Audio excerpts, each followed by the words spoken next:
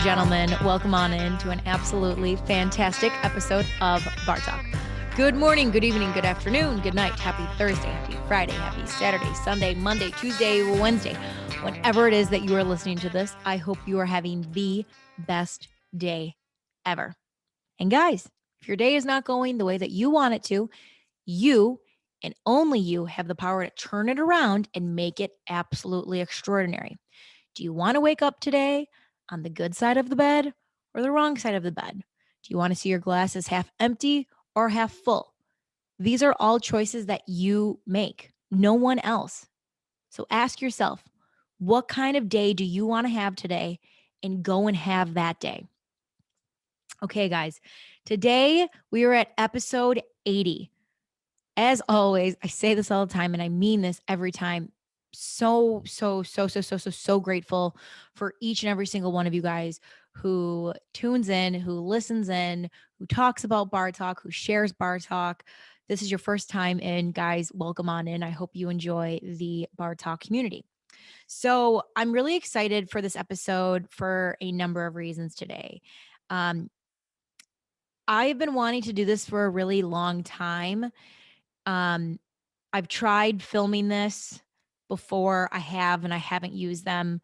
I've probably tried filming this 4 times, I'd say 3 or 4 times. Um, I thought I was gonna release this almost like 10 episodes ago, but I didn't. Don't know why. But right now, it's like everything is divinely aligning. And what I mean by that is, as I've said on here before, I'm very spiritual. Um, and what's really interesting is that this is episode 80, and in numerology, 8 is a great number. It means abundance. From the angels, it's a sign that you're doing a good job. So right now, really, guys, like I said, this is divine timing. This is when this episode is supposed to come out. And it is now that it is meant to be released for all of you guys to hear it. So you're going to hear from me today. I always knew that I was going to share this. It's been a decade in the making. And like I said, right now, it's time. So, why am I sharing this? I truly hope with everything that I have experienced in life and everything I've gone through that you take something away and you can use it in your everyday life. However, guys, if I'm being really honest, this is for me. I've always wanted to have a have a love letter, and this is my love letter to me. This is my reminder of how far I've come on the journey so far, and how much I've grown and learned. So, as much as I really hope you guys take something away, guys, this one's for me today. So, I hope you're still with us. But let's dive right in, and let's get ready to hear from me. Enjoy.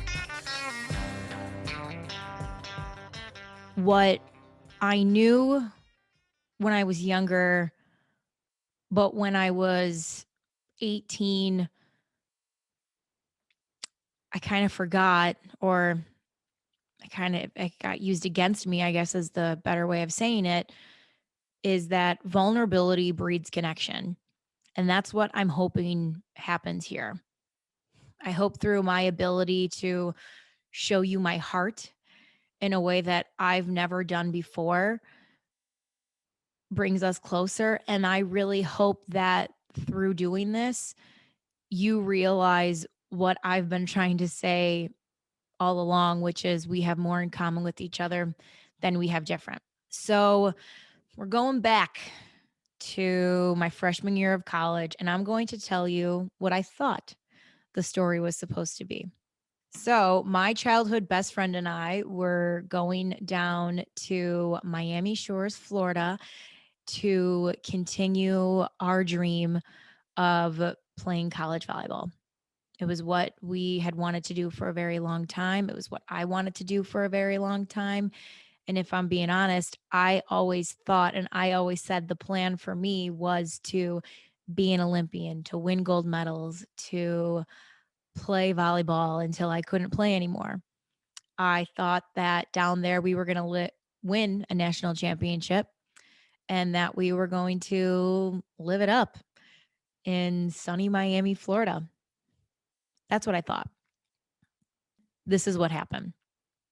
In 6 weeks, I tore my wrist with doctors having no knowledge what the injury was. I was told that I would never play the game again. I lost my scholarship on no grounds by two verbally abusive and narcissistic coaches. And for the very first time in my life, I got my heart broken. So let's start with my wrist. I tore my TFCC, which is the equivalent to the ACL of the wrist. This is a common injury amongst tennis players and catchers. This is not a common occurrence in volleyball players. I know that now. At the time, we had no idea. It took 10 doctors and 4.5 months to figure out what exactly was wrong with it. And the strange part about it was initially you knew something was wrong, and then about 2 weeks later the wrist looked fine, like it looked okay, but it was what was on the inside that people couldn't see, that there was something broken on the inside. And to be honest, guys, that's a metaphor for what's to come. Is it looked okay on the outside, but on the inside it was broken. And I remember feeling like I was a baby. I remember feeling like my injury wasn't legit. I remember feeling like my teammates thought I was letting them down. And I didn't want to do that. I wanted to play, but there was a huge disconnect between my mind and my body. So I lost my scholarship, guys. And that I didn't see coming. Um, I was um I was a team player. No one worked harder than me. So when I say I was blindsided, I mean I was blindsided and it knocked the wind out of me. What was hard about this experience was I was on my own for the first time. And being on my own for the first time, being around two coaches that had looked my parents in the eyes and said, "Yeah, we got her. We'll take care of her." And it was the opposite of that. I describe them as narcissistic. And I know that's a word that's really thrown around a lot. And I want to try to explain it as best as I can from my heart. If you have experienced someone who is a narcissist, you get it. If you don't, this is probably the best way I can explain it to you.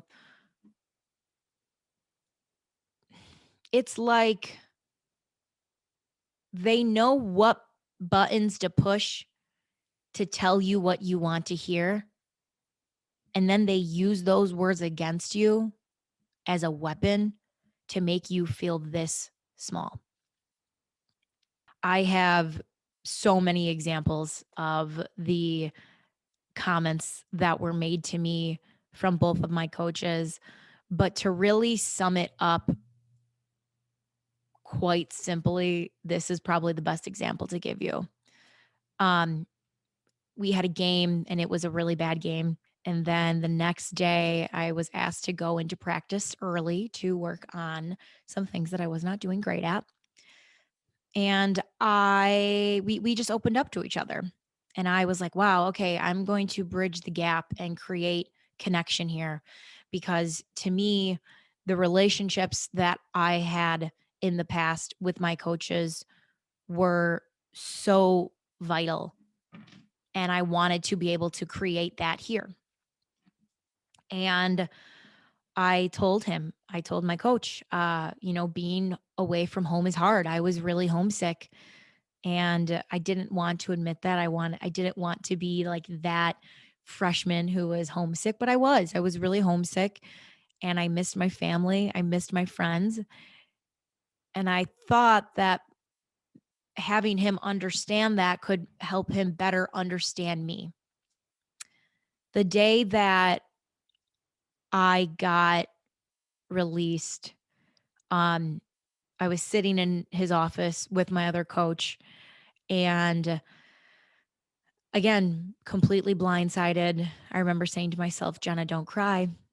Jenna, don't cry. Keep it together. You can cry when you get out, but do not let him see your tears. And unfortunately, I cried. I was so sad. And in the words that really got me were these words that he said. And he looked at me in the eye, and there's this like octave change and a glaze that goes over a person's eyes when they're a narcissist and they're about to kind of snap on you. And he said to me, do you think your parents are going to be proud of you knowing that you got cut? And he smiled at the end of that statement. And when you open up to someone and they use your words against you as a weapon, I don't care how much healing you do, that is a wound that even just kind of touched at hurts to the core so bad. Both of my coaches throughout the season would say mentally abusive things to my teammates and myself all the time.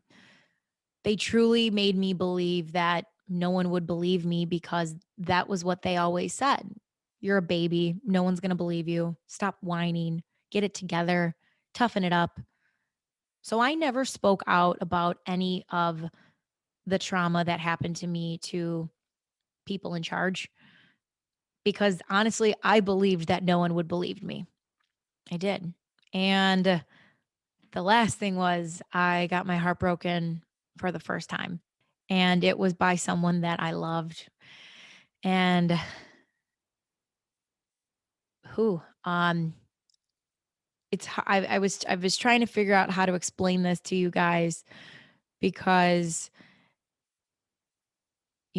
love is talked about so much, but the best way I can explain it to you is it was like I met him and I looked at him in the eyes and he looked back at me and I didn't know how, but it was like I had known this man my whole life and I just met him. And I say that he is my twin flame, which, if anyone knows what that means, you get it. Twin flames is a spiritual term. Your twin flame kind of comes around in your life when you need them the most. They're there to help you. They're there to guide you, and they're there to teach you lessons. And unfortunately, sometimes in life, it's not meant to work out with you and your twin flame. And we were not meant to work out in this lifetime. We were meant to be there for each other at a very difficult time in both of our lives, but it's not this lifetime that we would be together forever. And that's okay. So, what that 6-week experience taught me was I was broken in mind, in body, and in soul.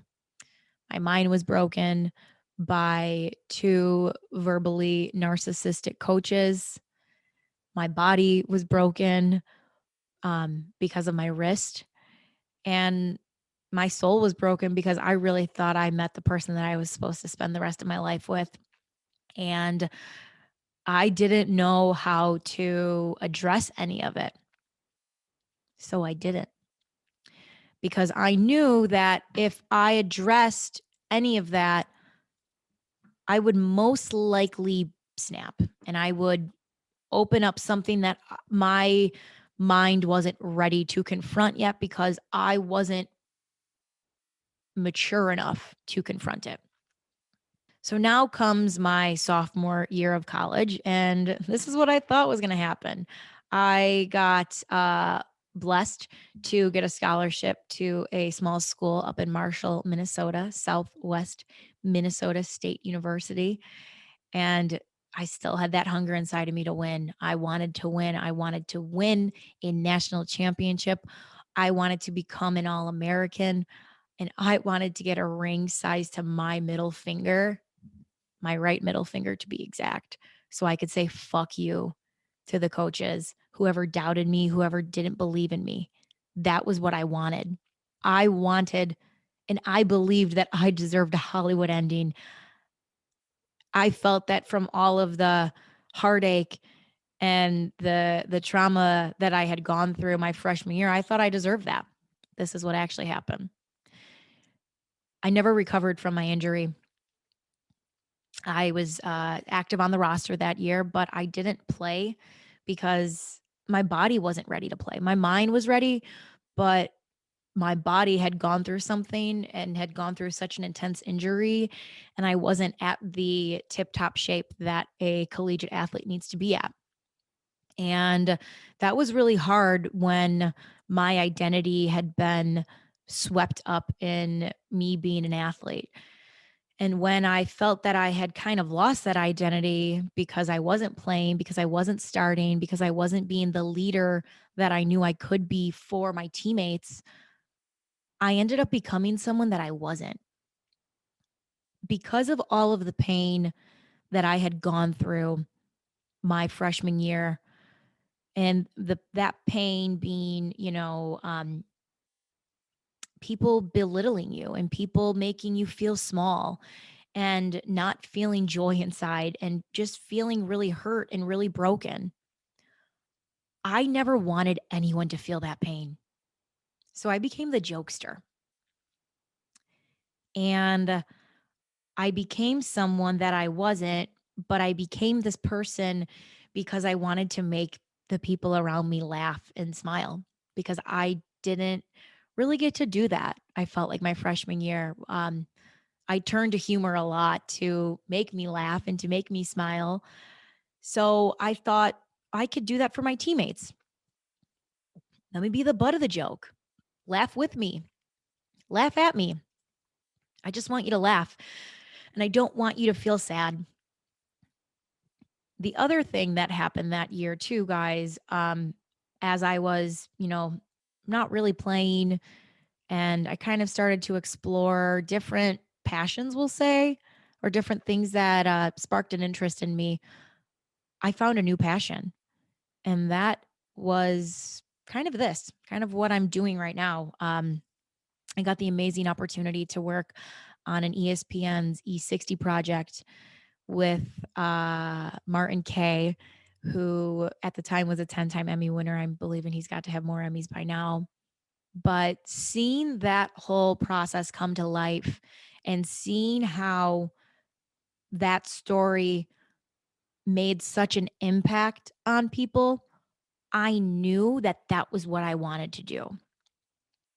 So it's gearing towards the end of the year. And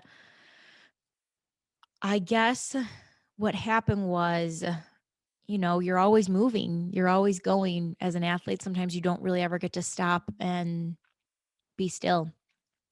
And I had been working and working and working to earn a starting spot, to get the setter's role, to be the captain of the team, to help be the leader for the following season. And what was kind of interesting about this was I left practice one day upset with the way that I felt I wasn't getting enough reps in. And I called my parents and I said, I think I want to quit. And they were like, whoa, whoa, Jen, where is this coming from? And if there's one thing I know about myself, it's that when I come to a decision, there's really no changing my mind. The decision is made. It's done. I would say at this point the decision was like 90% made. I think it was the first time that year that I finally listened to my heart and not my head, because my head had been telling me the whole time to go, go, go, work, work, work, grind it out. But my heart finally told me that that we weren't okay and we needed to go home. So I did something I thought I'd never do. I quit. And that was um probably the hardest thing I've ever had to do because um that school and those people um were so compassionate and caring and kind to me, and I had to be there to learn that good people still exist. I know in my heart that that is why God put me in Marshall, Minnesota, and it was to renew my faith in humanity. Going into my coach's office and telling him why I quit was really hard because I had so much respect for him. I had so much respect for that program, but I knew that it wasn't fair to my teammates for me to not be all in. And what I didn't know at the time was honestly how crumbled I was inside, how the pieces were just all over the floor. And telling them why I was quitting was hard, you know. I think I said I just needed to be with my family, which was the truth. The other there were so many other reasons why. At the time I didn't know, though. I didn't understand why I was quitting, but I had to. And I remember feeling like a quitter. Like I had never quit something in my life. I had never anything I started, I always finished. But this was a different kind of ending because I knew that it wasn't that I didn't want to do it. It was that what needed to be done at the moment was not this. So then I came home and I transferred to DePaul and I lived in my parents' basement. Oh, what a humbling fucking feeling. I, again, made fun of the people who went home and lived in their parents' basements. And oh, did I bite my fucking words? But I knew I needed to be home. I knew I needed to be surrounded by love. And what I had realized too in that time since what happened to me my freshman year was I couldn't trust people. I couldn't open my heart. I couldn't let people in. And I knew that if I wanted to do that, I just needed to be surrounded by people that I loved. So, this is what I thought was going to happen when I transferred home. I thought that people would be upset and I thought people would ask questions that I didn't have the answer to. I also thought that no one could relate to what I had gone through. So, I didn't talk about it. I also didn't know how to talk about it. I didn't know how to process what had happened. I didn't know how to communicate it. I also thought I let a lot of people down. I thought I let down a lot of old coaches, friends, my parents, family. But this is what happened. Since I couldn't confront what I was feeling, I turned off my humanity switch. This is a Vampire Diaries reference for anyone who understands that. You get it. For those who don't, let me explain. In the show, the vampires have the ability to flip like a light switch their humanity and basically have it turned off where you don't care. And I did that and I was really good at it. And it scared me how good I was at it.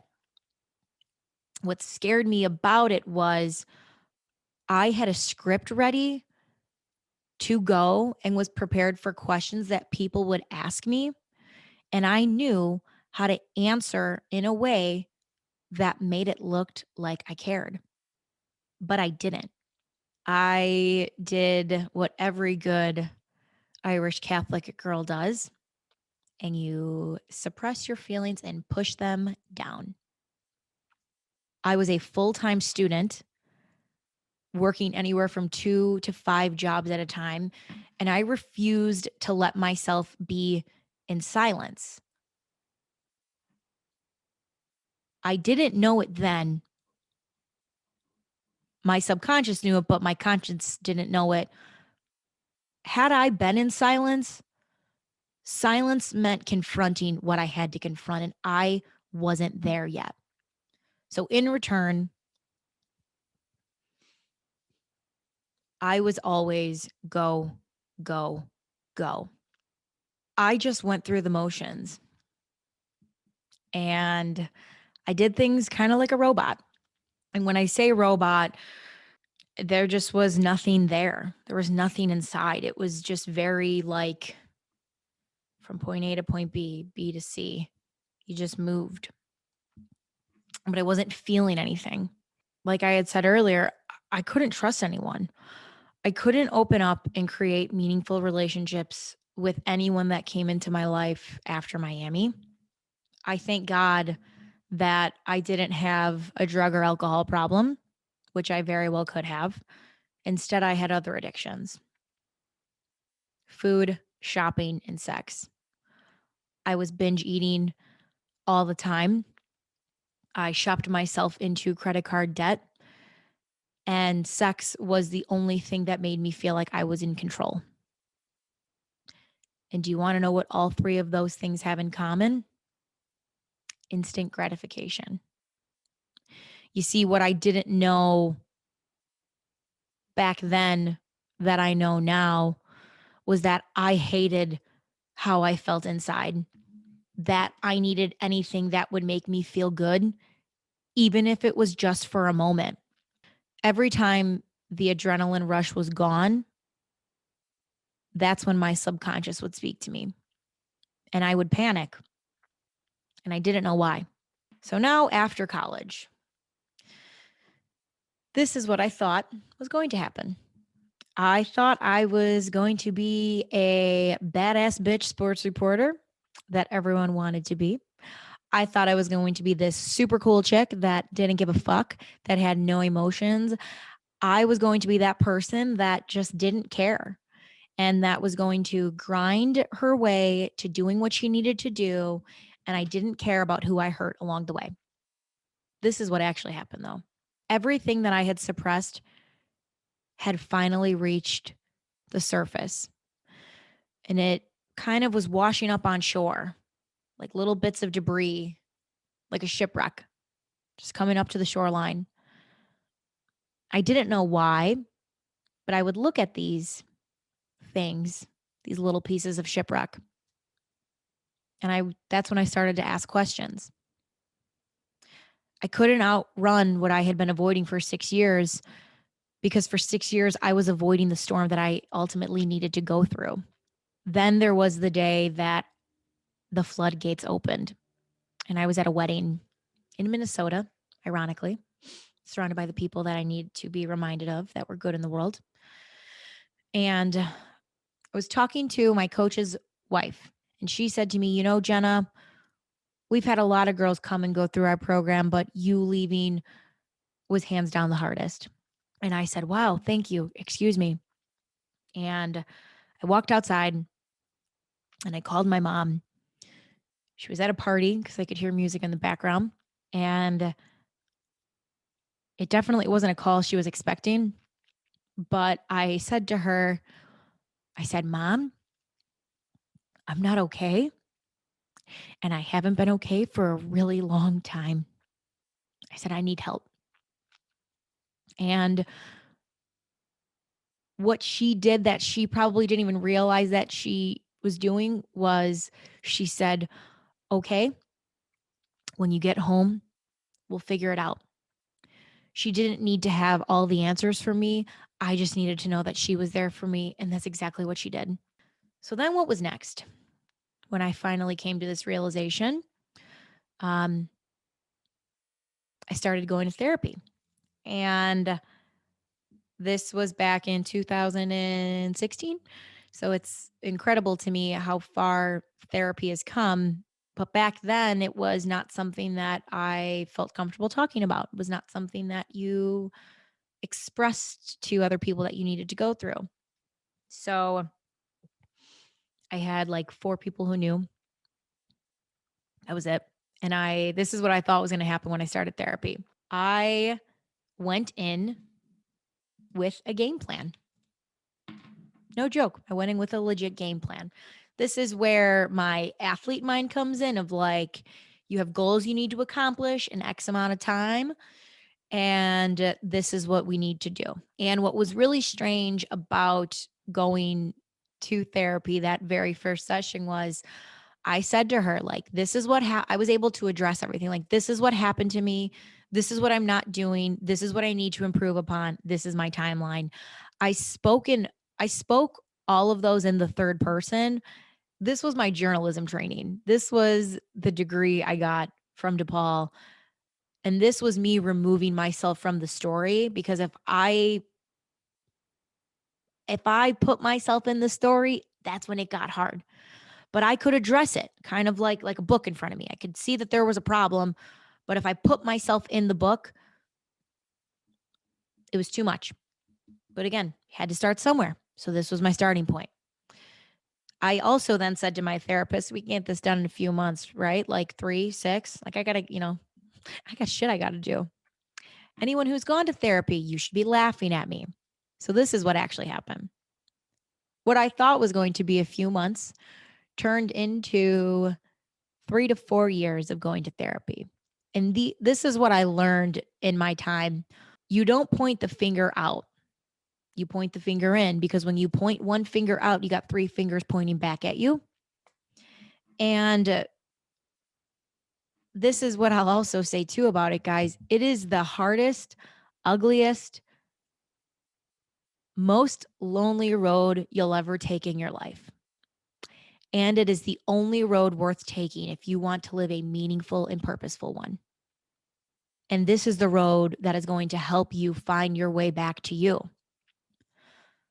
There are more dark days than light. I cannot promise it's going to be easy. I promise you it's going to be hard. And I can also promise you this. When you go through that storm and you see what's on the other side of it, you're going to realize it was all worth it. So I'm going to end this on 11 lessons to remember, Jenna girl. Number 1, this is to the old me. Life never goes according to the plan you've created. It's the big man's plan that matters the most. Number 2, this is to myself in 2013. You're not lost. You're exactly where you're meant to be in life. Number 3, to future Jenna, I need you to always remember this one. You can't move forward until you learn the lesson. If the same cycle keeps repeating itself, it's because you haven't learned the lesson. Doing the same thing over and over again with a different outcome is the definition of insanity. Number 4, this is to current me. Bad days are going to happen. How you respond is up to you. You decide to see the glass as half empty or half full. How you respond is a reflection of how you're going to live your entire life. 2, 2020, Jenna, that was a tough year, but this one changed your life, and that's practice gratitude. When you start focusing on what you have, oh my Lord, it multiplies. Gratitude changes your whole life. Whole life. Okay? Remember that every day you have something to be grateful for every single day. Number 6, this is to present Jenna. Angels are surrounding you all the time. All you need to do is ask for a sign and have your eyes open to be willing to see the sign and receive it. Number 7, to stubborn 2014 Jenna. When you don't listen to your mind, your body will find a way to communicate it to you. The day I broke my wrist, guys, was not a coincidence because what you don't know that I know now is the day that my wrist broke was the day that my coaches verbally attacked each and every single one of my teammates and went at their character and went at their soul. What I didn't know back then was my mind knew how wrong it was, but I couldn't say it. I couldn't vocalize it. I didn't know how to vocalize it. So that ironic wrist injury that doesn't happen to volleyball players was not a coincidence. I had been holding so much in for that time that my body needed a release. And that injury was the release. Number 8. Oh my, to Jenna right now, girl. How it happens doesn't matter. It's just the fact that you get there that does. It all works out exactly how it's supposed to. Stop fixating on the how it's going to happen, girl, because you are subconsciously telling the universe that you don't believe it.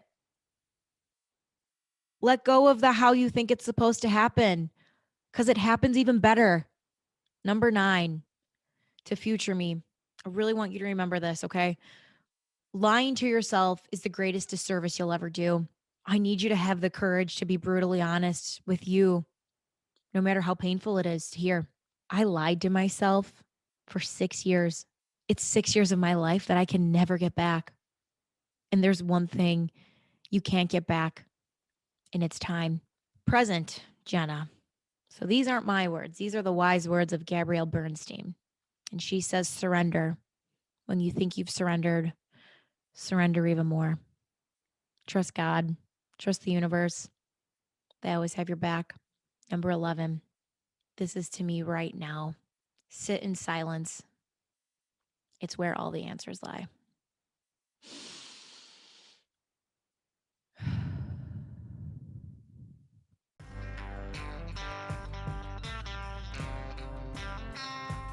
If you're at this point of the episode, I just want to say thank you.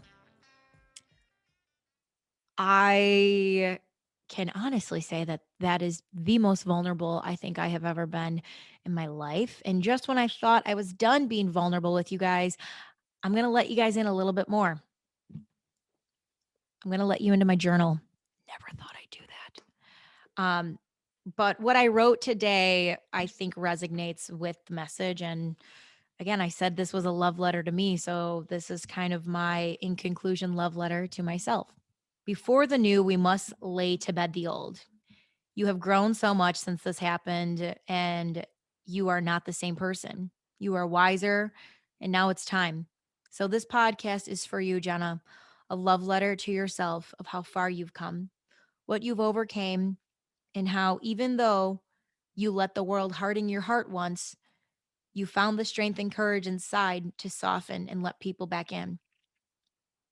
The journey has been back to you, and that's the beauty.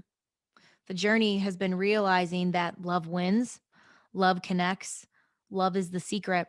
I'm so proud of you for finding the strength within to take this journey because even though it has helped you, it is going to inspire millions.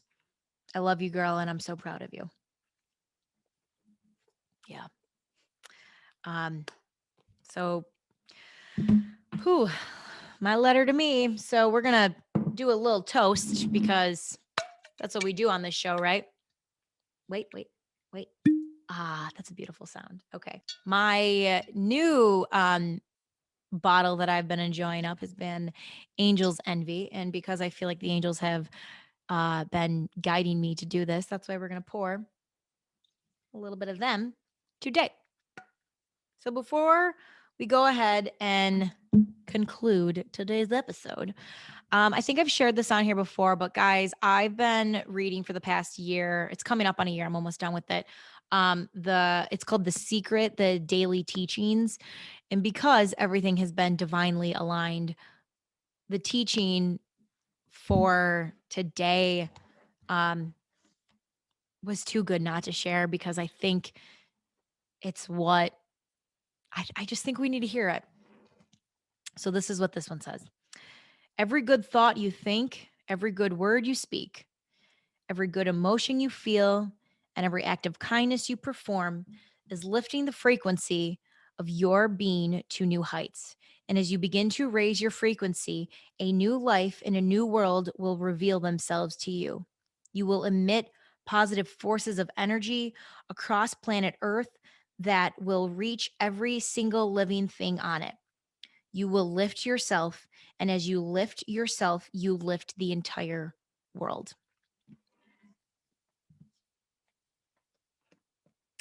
So, I don't know where you guys are right now. I don't know when you're going to listen to this, but whatever you have, if it's a water, if it's a coffee, if it's a drink, if it's nothing, I would like you to raise your glass, either literally or figuratively. And we are going to cheers to lifting yourself up. Because as that just said, when you lift yourself up, you're lifting the world up, and it's what the world needs. Cheers.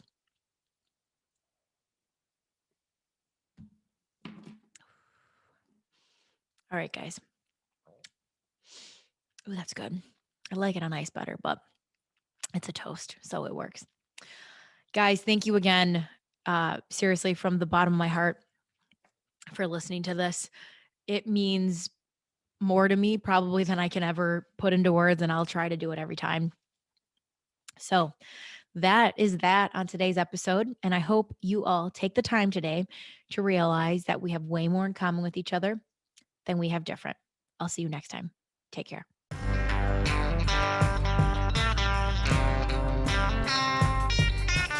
Hey everybody, it's closing time. You don't gotta go home, but you can't stay here.